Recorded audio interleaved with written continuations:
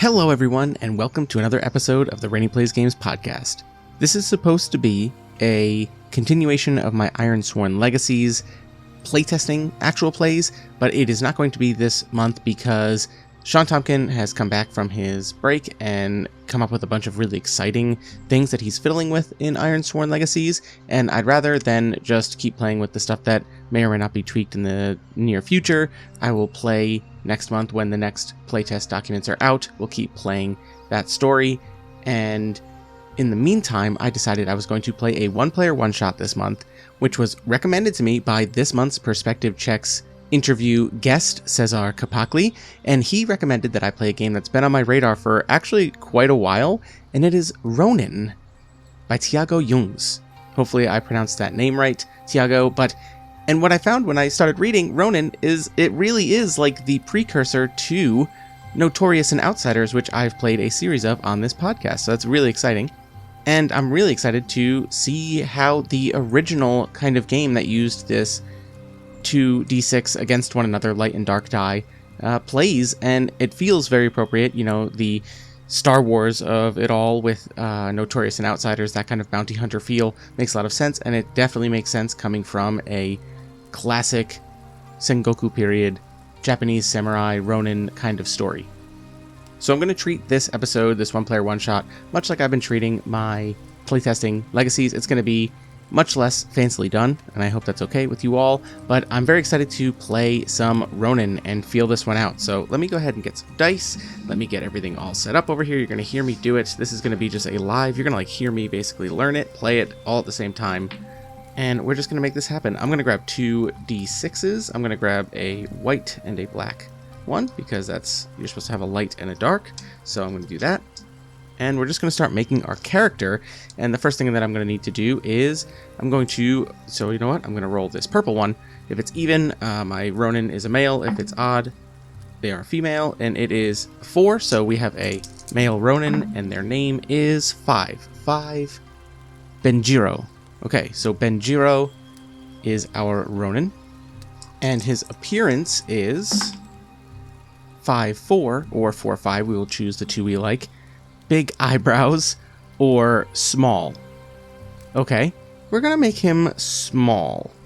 Benjiro is not the largest, imposing fallen samurai. Oh, I just realized that I don't actually have to choose between the two because it is a light and a dark die. Alright, his technique, Benjiro's technique is... Ooh, I got a 1, which allows me to roll on the uncommon technique table, so let's go ahead and roll on that. And a 3, oh my gosh, this Benjiro's cool. He is small, but he fights with a kanabo, which I believe, and I'm going to double check here, is like a heavy club. Yes, it is a like spiked heavy war club. Oh, that's awesome. So there's this little samurai Benjiro, small, and he carries just this huge heavy kanabo. Okay, so that's cool. And so mechanically what that gets us is it's a +2 to fight against any weapon but swords, and we get 3 block with it.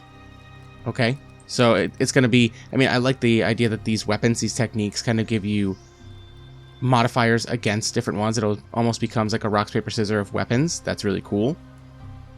Next comes rolling for family. I only have to roll 1 die for this, so I got 4, which says plebeians. A plebeian family murdered by a noble clan.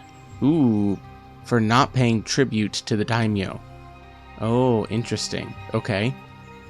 And we do roll for a scar and recurring nightmare. Let's see. So our scar, and we do roll both dice for this, is 5-3. So it is a cut on a blind eye. Oh, wow. Benjiro is getting so cool so fast. And by cool, I mean this is sad, but...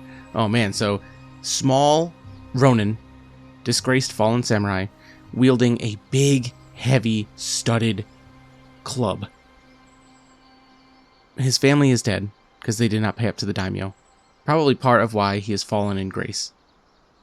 Editor Rene hopping in here to say, I didn't realize not all Ronin were disgraced, it just means masterless samurai, so it's not always about having a fall, and it doesn't really come into play, but just wanted to clarify that.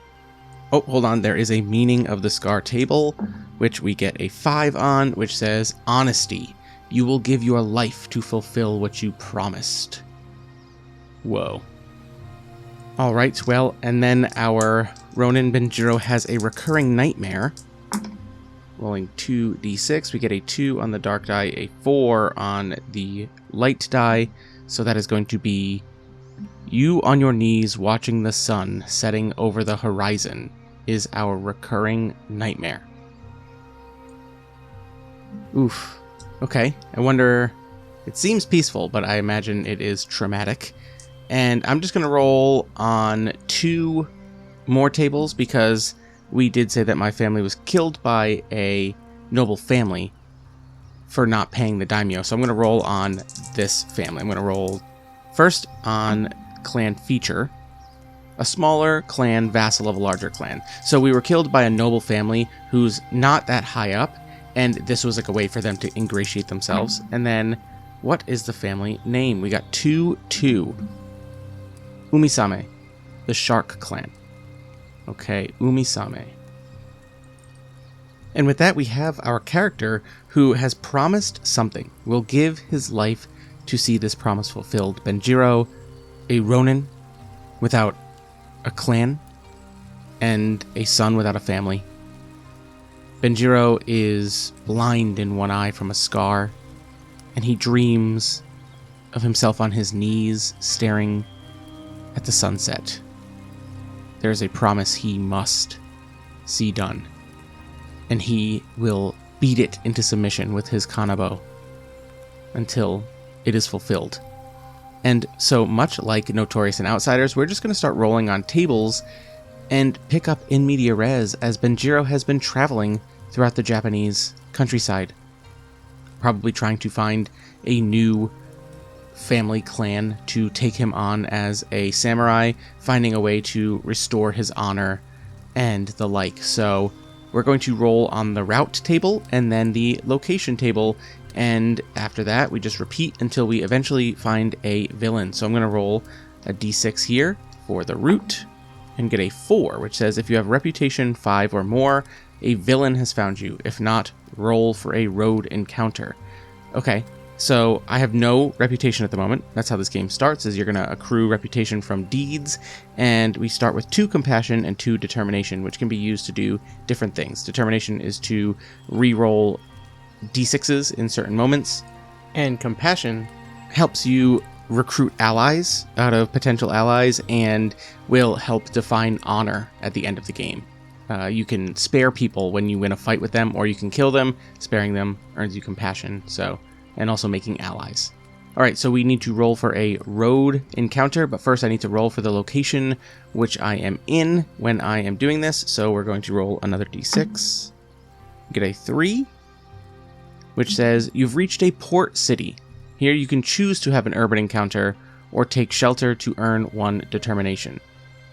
Okay, so I think that I need to roll for the road encounter first before I reach this port city. So I'm going to roll 2d6 for a road encounter. And wow, I'm rolling a lot of doubles. That's 2 3s. So 2 3s says, you're surrounded by 4 guards from the region. They have +0 to fight and 0 block, and they are after a thief, and they want to arrest you to interrogate you. You can surrender, but if you want to escape, you'll have to fight them. If you defeat them all, you can go on your way. If you lose, you will be arrested. After a few days, you'd be released for finding the real thief. You lose 1 determination. Ooh. Do we think, right off the rip, do we think Benjiro's the type to fight when he is called out for being a thief? I think this small Ronin with a chip on his shoulder has a bone to pick with local authorities claiming that he's just, oh, this is a Ronin, this is a, disgraced samurai, he must be the thief we're looking for, we need to interrogate him. And I think that we're just gonna swing this kanabo. And let's just do it, because that way, if we win, we get reputation closer to finding the villain. And if not, then we'll see what happens. So it says here, fights are much like in Notorious and Outsiders. I'm going to roll my 2d6. I do get to add +2 to my fight rolls because of my kanabo. They were not claimed to be using swords, so my light die is going to get +2 to it when we compare. and make all the difference, as the way it works is when you're up against multiple opponents, you kind of frame it like a series of fights, right?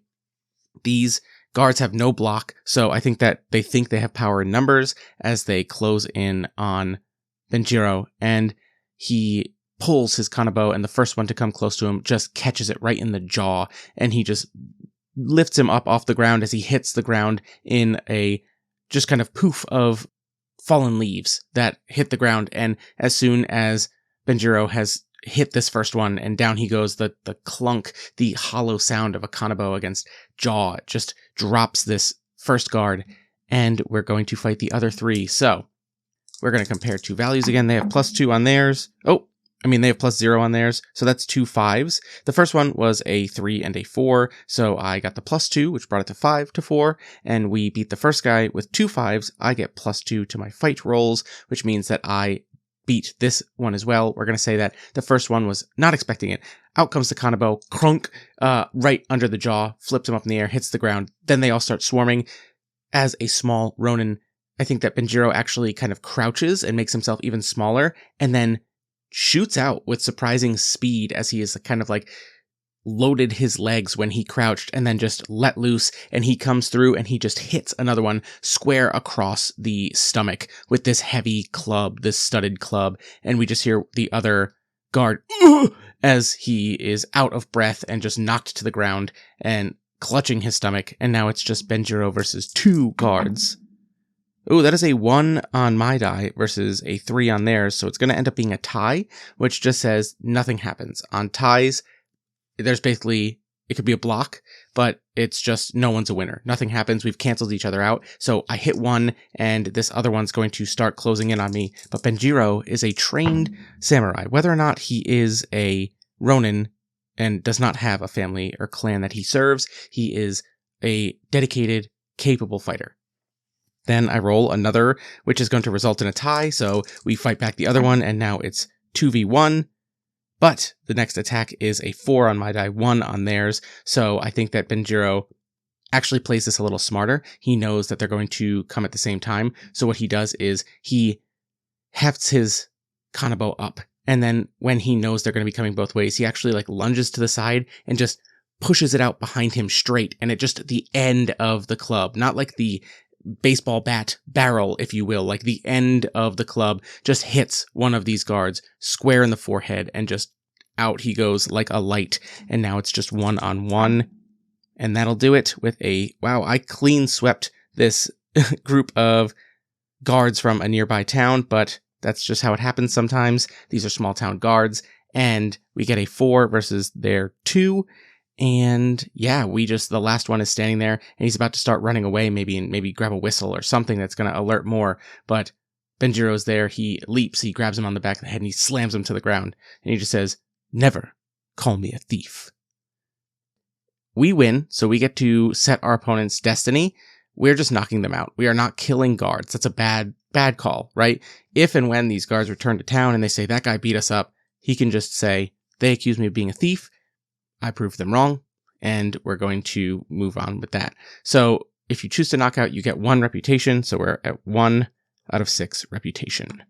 Now that we are in this port city, we can either choose to have an urban encounter or take shelter to earn 1 determination. I don't think we need the determination at the moment, so we're just going to roll on an urban encounter, and we're going to get a 5 on our light die, 4 on our dark die. So it says, if you let an enemy live, you find him in the locality. Oh, great. But now he's a possible ally. Oh, this is awesome. Otherwise, you found a possible ally. This is perfect. We beat those guards, and we head into town. Eventually, later that night, we've been looking for leads about anything we can find about our villain or our past or the Umisami clan.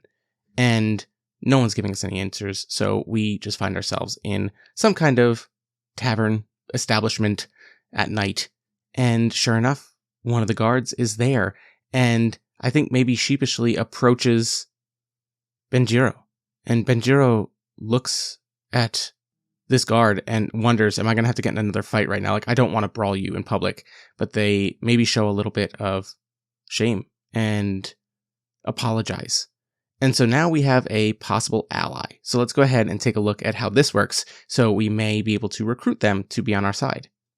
So to do that, we're going to define their gender, name, and appearance, and occupation. Technically, we already have this, I think.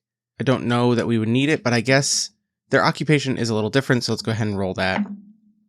And we get a 2, which says, aw, they're an innocent. If this person becomes your ally, you will always get +1 in a fight. However, when you encounter a villain, roll a die. If it's 1 or 2, the villain kills this ally and you lose 2 determination. Ooh, brutal. Okay, that's awesome. In like an incredibly sad way. Okay, so let's go ahead and go back up to their name. We're going to get a name for this. They were a guard. I'm going to make them a male just given the Sengoku period of Japan. Obviously, we can play a little fast and loose with gender identities and roles and everything like that in this game, but just because I already kind of described beating up a bunch of dudes, we're going to do that, and we can give them an appearance and a technique. Oh, interesting. So this is Haru, the guard of a town. They are 2/2. They have a deep voice. Ooh, I like that. And their technique is 6. Kenjutsu. They fight with a katana. And, oh, maybe they just didn't draw it. Or maybe, obviously, ooh, interesting. They didn't have it during their fight. When they are just on guard duty, maybe they don't carry their katana. Maybe it's a familial thing. But, okay, so they have a katana and they fight with a sword. Okay. And now to see whether or not we recruit Haru. Real quick, just for rules clarification, I was only supposed to roll on technique if they ended up being a warrior, another occupation. So technically, he should not have gotten a katana and a technique, but it ended up working out. So we need to roll to see if we can charm him. Your allies do not walk with you. They are solving their own problems or training in different places.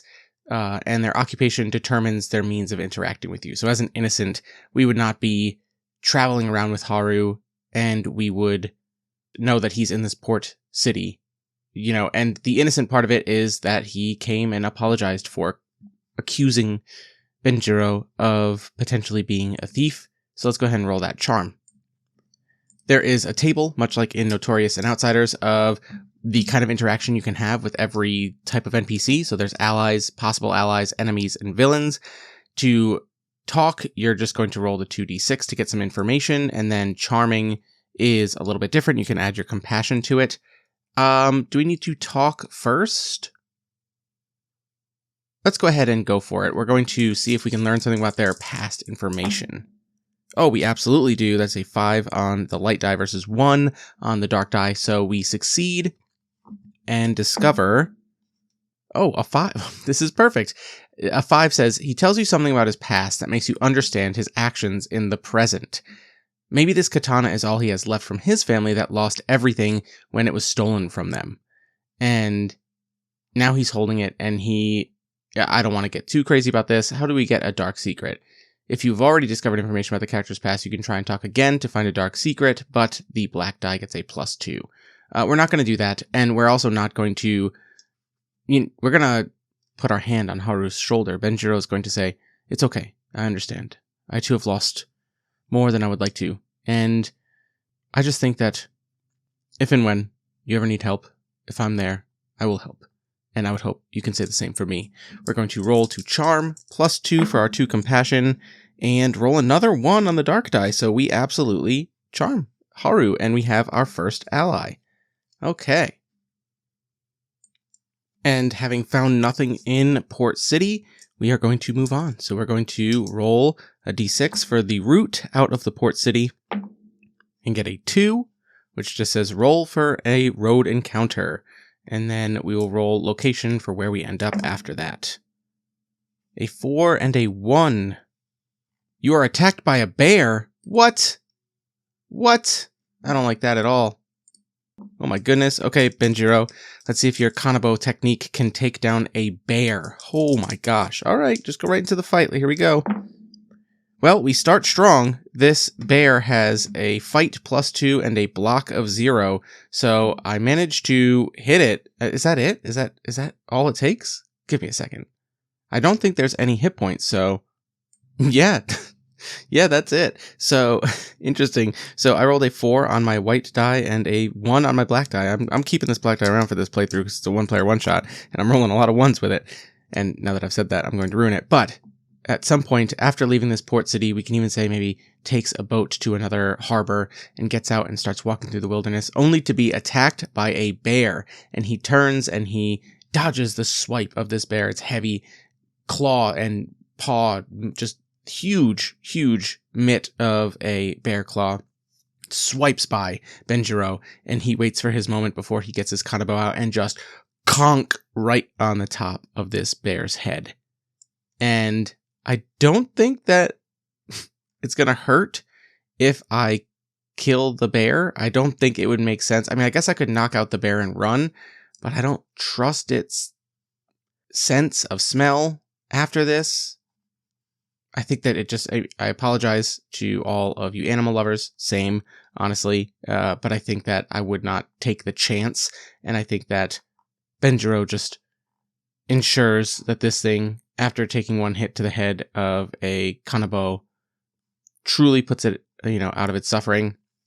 And yeah, you know what, we could even just say that, like, after such a wild encounter, Benjiro the Small now wears a bear pelt on his person, and maybe he's called Little Bear.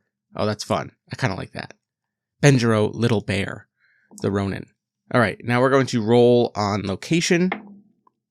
Get a 4. You've arrived in a small town. If you have reputation 6, you'll be approached by a soldier. I am not, so I'm just going to have an urban encounter. All right, rolling both d6s, and I get 2 2s. 2 2s says a pickpocket passed by you and took all your things except your weapon. You can either let it go or attack it. If you defeat him, you can get your things back. I mean, would that be the bear skin that I just took? Oh, man. Yeah, I'm gonna...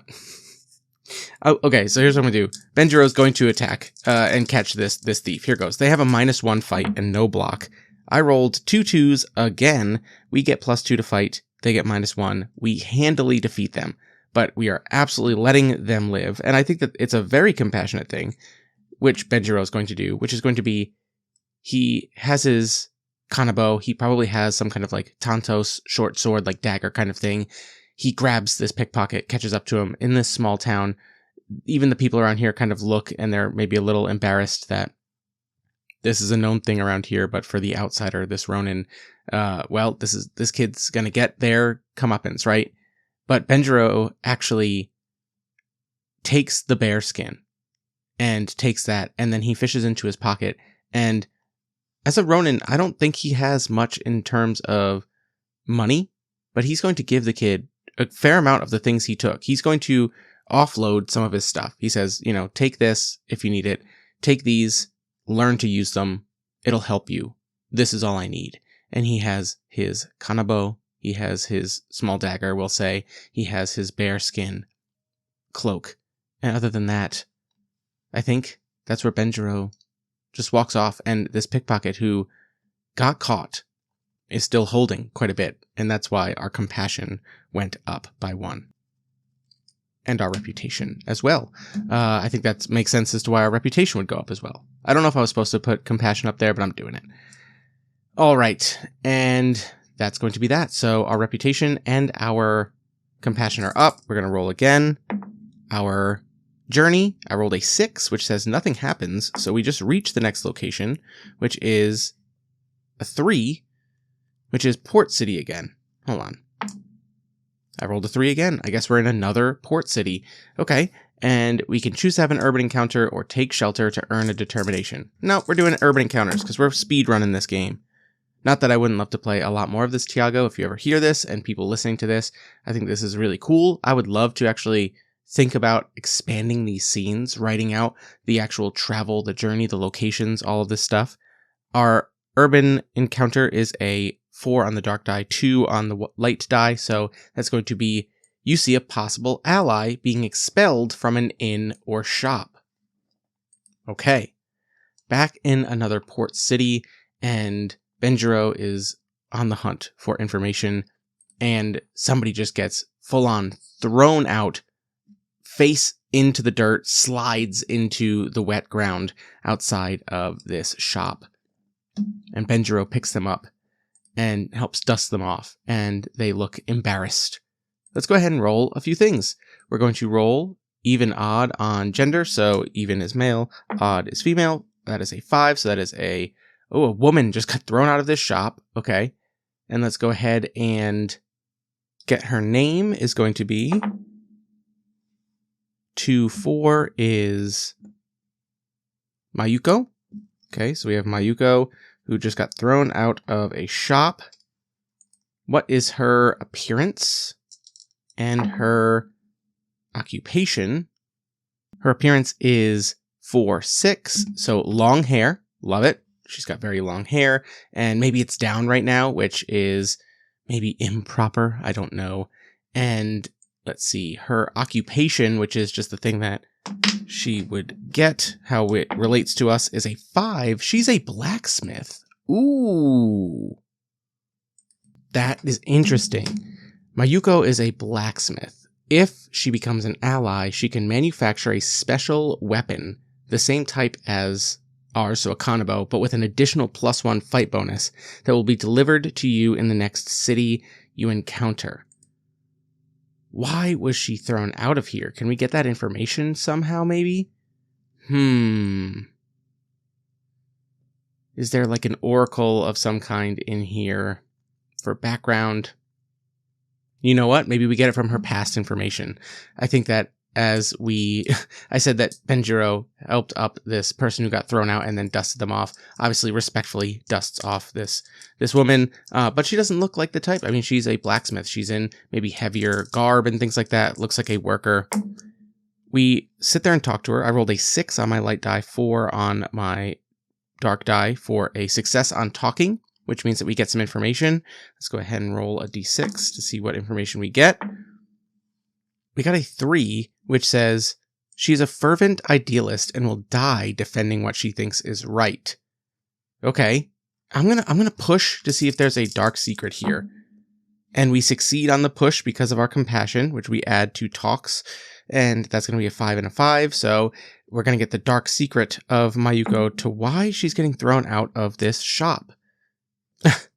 Well, we got a 2, which says she has a crazy dream, but it may not be impossible.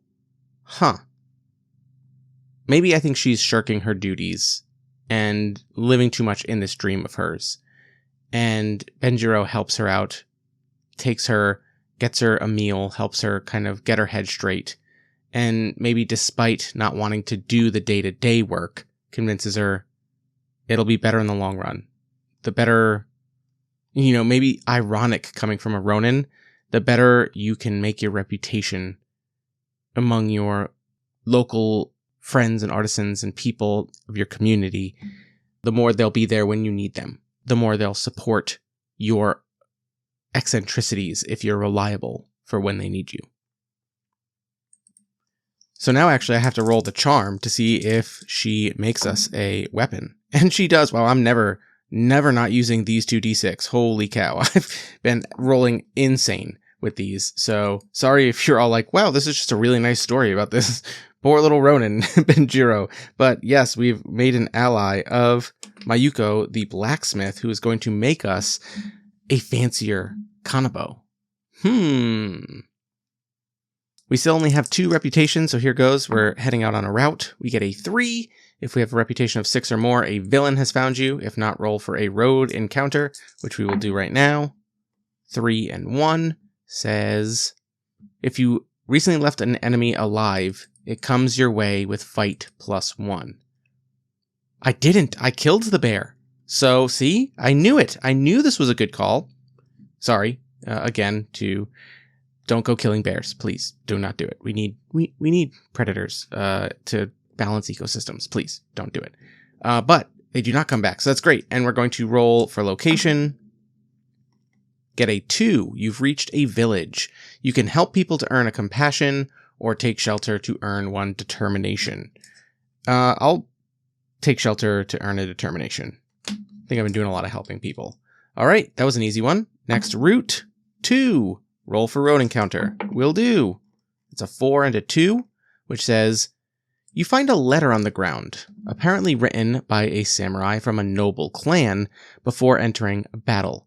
It's aimed at his family who seems to live in the next location. If you will deliver this card, you gain 1 determination. Okay, that's absolutely something we're going to do, but let's go ahead and roll on which noble family this person is a part of, because if they are Umisami, that could be problematic. So let's go ahead. We're going to roll once on clan feature. Get a 1. Another smaller clan, vassal of a larger clan, and the clan name is 2-6, which is Akirisu, the squirrel clan. Okay? So if I deliver a letter to the Akirisu clan from this samurai who went into battle, I will gain 1 determination. Okay. Well, I guess we'll do that, right? Does it say, oh, next location?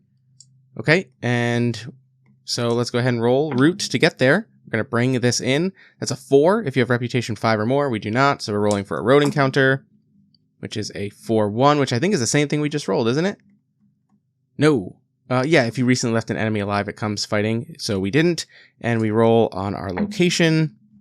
Okay, the Akirisu clan is out of a small town. We do not have a high enough reputation to be approached by a soldier, so we're going to have an urban encounter, but we are going to also deliver this letter. Here goes. The urban encounter is a 5-5, so you meet someone from your past on the streets. Now they're your possible ally. Okay, well, they can lead us to the Akirisu clan. And I'm not going to go through this whole scene. I think that we just run into somebody familiar to Benjiro. I could roll for gender and all these things, but we're already about a half hour into this episode, and I want it to be a one-player one-shot, so I don't want to take too long. We're going to go ahead and mark off another determination as we deliver this letter, probably in depressing fashion, as it's likely that this samurai never returned. But all the more reason to become determined about our promise that we must see through.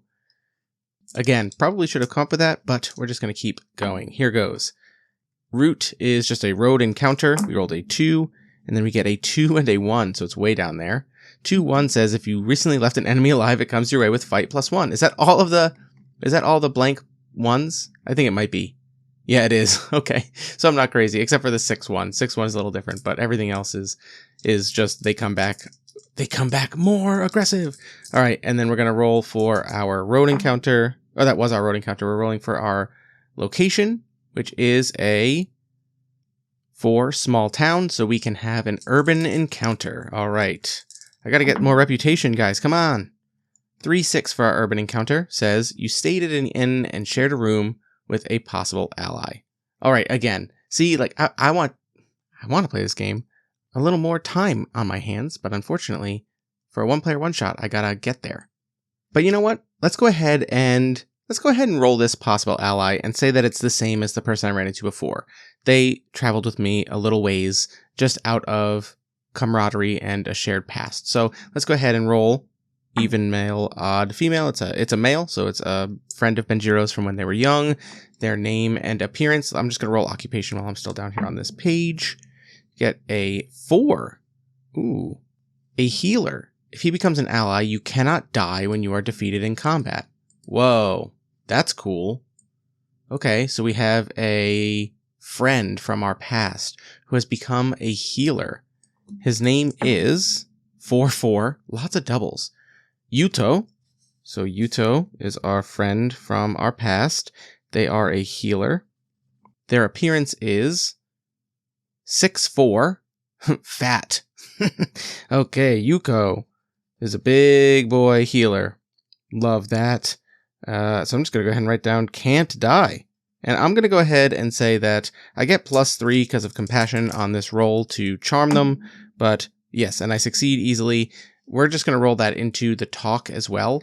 And just hear maybe a little bit more about what they've been up to in all this time. So we're going to roll a d6 on their past information and their dark secret. They're going to let us in on both. So for past information, we get a 6. He tells you about the secret of another person or clan, possibly someone you don't know well or haven't met yet. And the dark secret is a 3. He was the cause of a lot of pain, but today he is sorry. Ooh, interesting. Okay, so if he's a friend from our past, Yuto, maybe when my family was killed by this lesser noble clan, the Umisami, maybe that was bad for our whole village. Maybe Yuto was afraid to lose a lot too, and made a decision that saved his family at the cost of a few others. Maybe, outer villages, but there was a bailey or a gate or something where he could have opened it up and let a few people in, but it was too close. It would have been a tight squeeze to get them in and close everything up again before this minor clan, the Sharks, had gotten through and did everything. And seeing Benjiro alive reminds him of those times and reminds him of what he has promised to do himself. And maybe some of that information is about the Umisami clan, and maybe that they have moved up in the world. Okay, so we have another ally in our friend Yuto, healer. All right. So we're going to do, come on, we got to cruise along. We're only at 2 reputation. We need to get to at least 4 in order to meet a villain. So, all right, we're just going to have a road encounter, and we're going to get a 4-2. At least it's not 4-1. This is another letter. So what I'm going to do is, I'm just going to re-roll this. Here goes. Ooh, 5-6. That could be a big one. You discover an abandoned house by the road rumored to be haunted. If you want to investigate, roll 1 die. If the result is between 6 and 3, you find nothing. You know what? Let's do it. And I'm going to roll the light die. I do get a 2. If the result is a 2, you found a homeless person living in the place. And if it's a 1, you actually found a samurai ghost. Okay, well, I got a 2.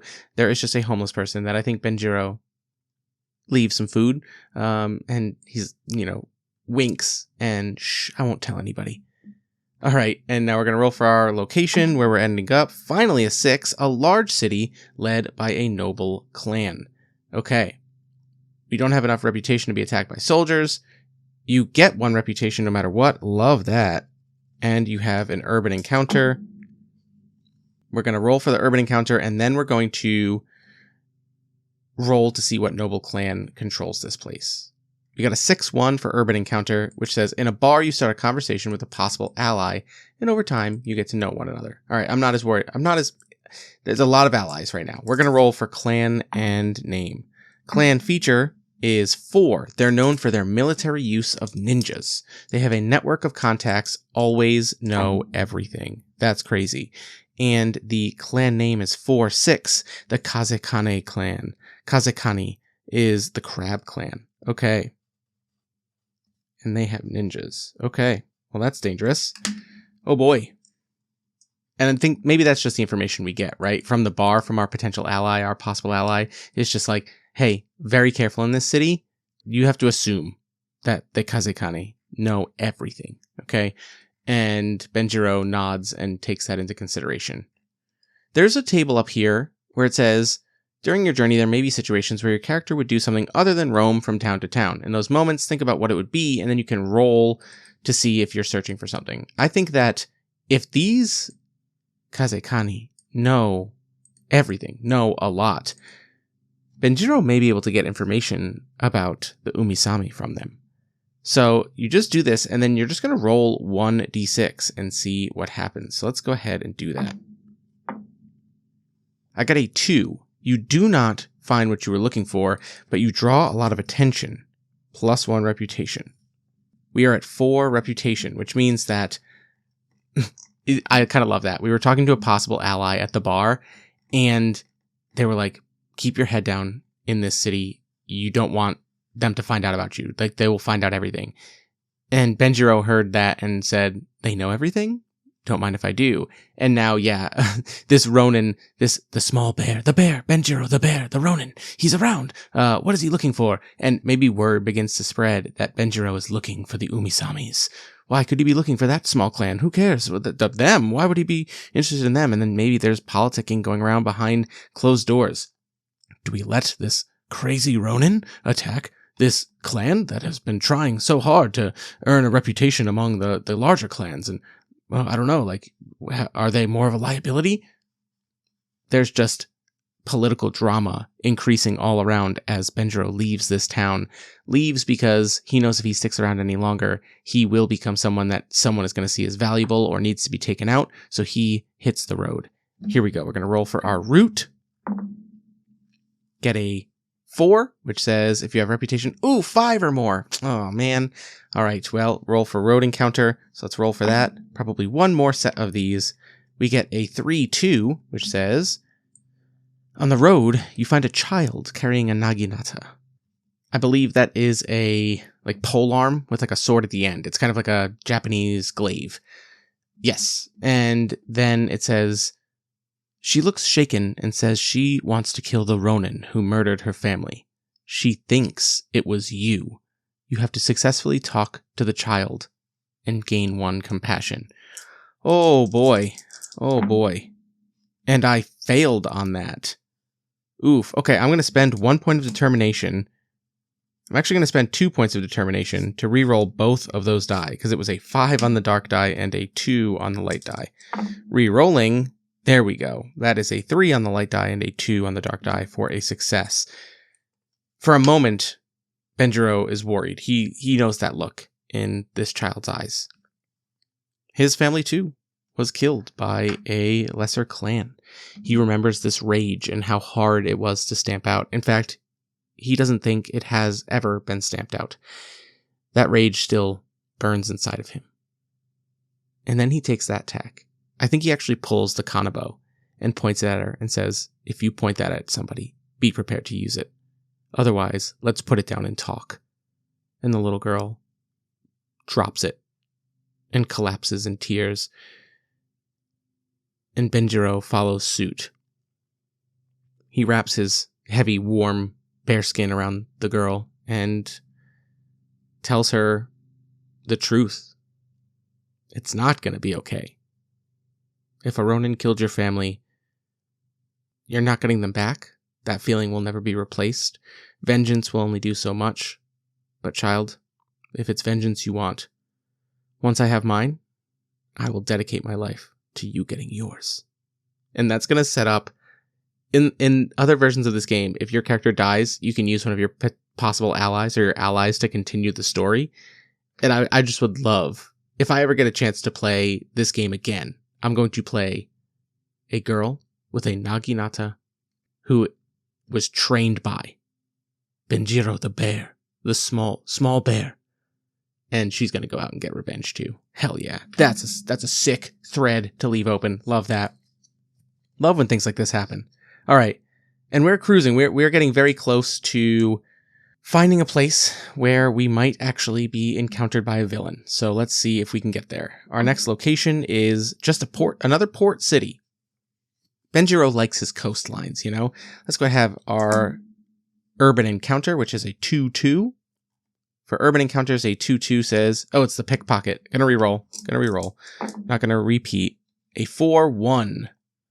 Nope, we got that one too. Possible ally being expelled from an inner shop. That's so funny. All right, 3-1. A well-known weapon master lives in this location. If you decide to look for him, he will be a possible ally. Oh, love it. With the occupation already determined as mentor. Ooh, okay. So, and mentors have an ability that says if they become an ally, you can be trained with him and add his technique to your card. So you can choose which technique you use when you fight certain enemies. Benjiro is known for using the kanabo, but and speaking of, my kanabo is +3 now because I did get a new one from Mayuko. This person could teach me a new skill set. Do we go out of our way to do this? Do we do it? Maybe we bring the child, we bring the girl to this mentor and say, I'll be back for her, teach her what you can. And then I'll pick up from there. Because I just want to fight this villain. So here goes. We're going to roll our hopefully last journey one. That is a 5, which says, If you have reputation 4 or more, a villain has found you. Yes, we have reputation 4, so we are going to be found by a villain. We move to the villains chapter. Now, obviously, again, I hope that you are enjoying this one-shot. I am compressing this gameplay down to an hour to show that it can be played in an hour if you want to play a short game like this. There's so many points in this one-shot already where I would love to go back and just be like, let this scene simmer, like cook. Let's blossom this out. There's so much cool potential that could be laid for future developments and stuff like that.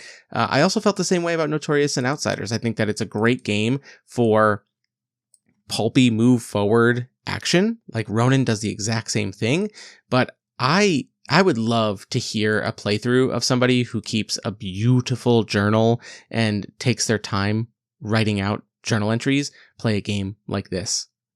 But for the sake of this one-player one-shot, this is just to whet your appetite, if you will, and get you thinking about this amazing game, this type of dice mechanic that has, spawned at least one other really great RPG. So here we go. When you encounter a villain, it'll be in an exotic location.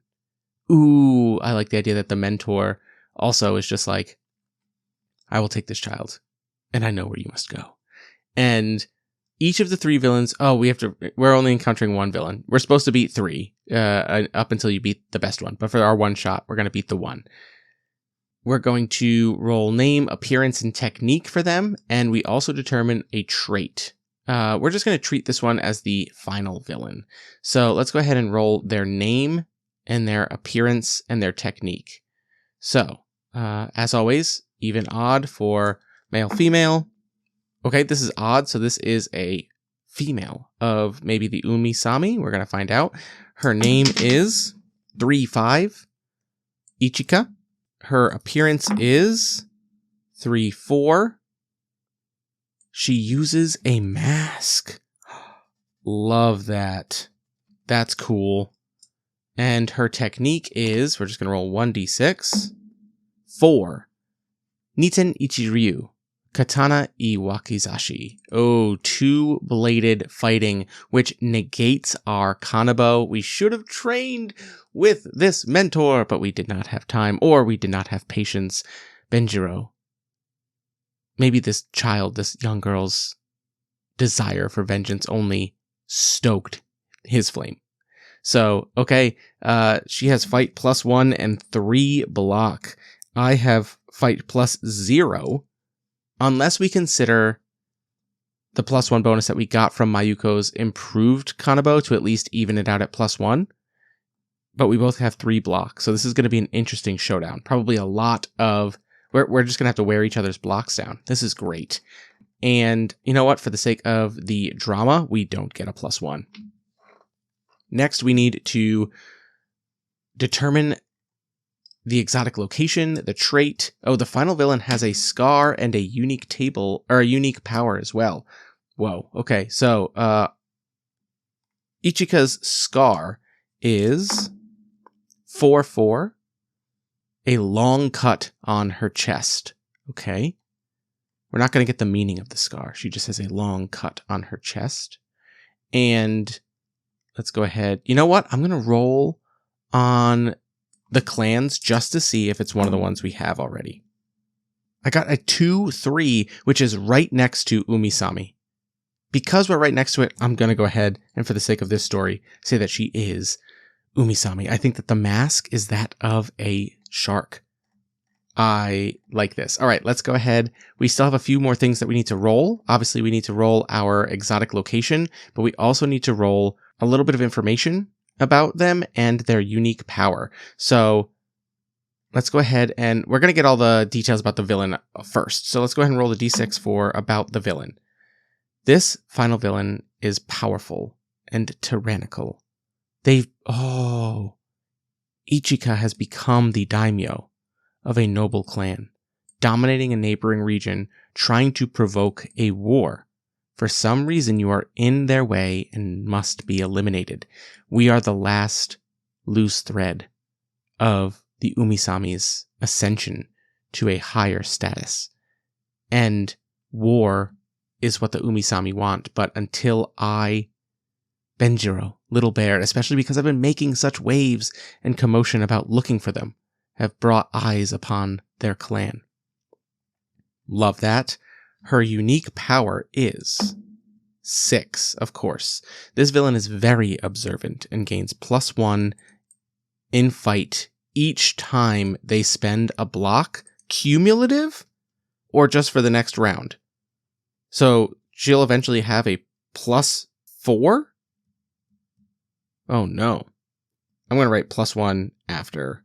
So for the round after the block, she'll have +2. Okay. Yikes. All right. Where do we meet Ichika of the Shark Mask, Daimyo of the Umisami clan? We're going to roll exotic location on a deserted road at night under the moonlight. Oh, that's awesome. Okay. Walking this long stretch of road, it almost seems like Ichika appears out of nowhere, and the enormous full moon is in the sky, bright enough to see in great detail, hanging directly overhead. Benjiro stands there for a moment, just staring at Ichika, and Ichika stares similarly. He calls out, "I heard you've been looking for me." And Ichika says, "I heard you've been looking for us. I've lost enough to your clan. I will not let you go to war, so others lose their families as well. If it's a fight you want, I will give you a fight. But it is just you and I. And after this, it is over." And Ichika looks down and says, "After this fight, my last obstacle will be out of the way. And then the fun really begins." And they sprint, 2 swords coming out. Benjiro has barely enough time to get his kanabo up and out to deflect the attack. Here we go. We get +0 on our light die. She gets +1 on her dark die. And, of course, 2 2s, which means that we're going to get hit first. We get our kanabo up in time just to block the larger of the 2 blades and spin out of the way of the smaller blade. The wakizashi almost catches us, and then we're going to keep rolling. Here we go. 2 5s, which means that she also is going to keep whittling away at us. We are down to 1 block already. Oh no. And we have yet to catch a blow here. Here we go. Oh my gosh, a 6 on her die and a 2 on ours. We are out of blocks. She is just absolutely going so much faster than we're ever used to fighting. We're wielding this big, heavy, studded kanabo, this huge club, as we're trying to, we can block one of her swords, but every time the other one is getting so close to us, we are desperate to have to get something going. Okay, we get 1 hit there, but she's going to use her block, which means that she is going to get +1 to this next roll. Oh man, I rolled a 4, she rolled a 2, and I barely made it. Okay, but on this one, she's going to get +2 to this roll. So +2 to the dark die, and she rolls a 6. So I cannot get by here. Let's see, is there anything I can do? Oh, I didn't roll at the beginning to find out whether or not she killed Haru, our guard from the first port city. Let's go ahead and just roll that die real quick. She did not kill Haru, luckily. But on this, we are hit, and we are going to go down. Now, we have an ally that is a healer, which means that I cannot die, but I have lost this fight. Oh, this is a perfect... Actually, you know what? This is a perfect way to end this one-player one-shot, is that the kanabo is up. We're swinging it, trying to maybe even break parts of her swords, but we're never able to get a clean hit on, never mind her swords, her at all. And eventually, one of these blades buries itself into Benjiro's side. And he feels it, the cold steel just going through not just his skin, but puncturing an organ. He feels the coldness of that blood leaving his body. It's becoming numb. And for a second, she lifts the masks and looks down at him. And he recognizes a younger girl from his days growing up when the Umisami were the local lesser clan. To think all this time, that family, now she has risen so high and has such aspirations. when he sinks into subconsciousness and she is gone. Benjiro wakes up somewhere, not far. He didn't die thanks to Yuto. A few of his friends were running out after finding out that he did not lay down for the night, that he left in the middle of the night. That could not be a good thing. They needed to find him on the road, and when they did, he had almost died of blood loss. And it's going to take some time to recover. But now, more seek vengeance, and war is ravaging Japan. Oh, that's awesome. I love that. Oh, now I want to play again and just continue the story and see. Like, I could heal up from my wounds and then go back out, and I have a certain reputation. I technically lose reputation for falling there. Determination is reset to 0. Oh, man. That was fun. That was cool. That actually reminded me a lot of when I was playing Notorious and Outsiders, and oh, I really like that system. I'm surprised more games have not adopted whatever that system is called. I don't know if there is a SRD or anything for it, so I'd have to look into that, but it's so fun. And wow, I really love the exotic location showdown. A lot of ideas going through my head, but obviously I just wanted to play this game. It's been on my list for a while, and now I can say that I've played Ronin, and I can say that I want to play more Ronin.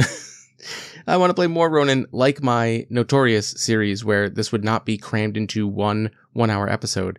But alas, that is what a one-player one-shot is here on my podcast, and I hope that you like it. If you want, I will link where you can get Ronin in the description of this podcast, so you can go play it yourself. And please do give moments more attention and dive into them in a way that is satisfying to you, because now I already want to go back and I want to make this little girl with the Naginata.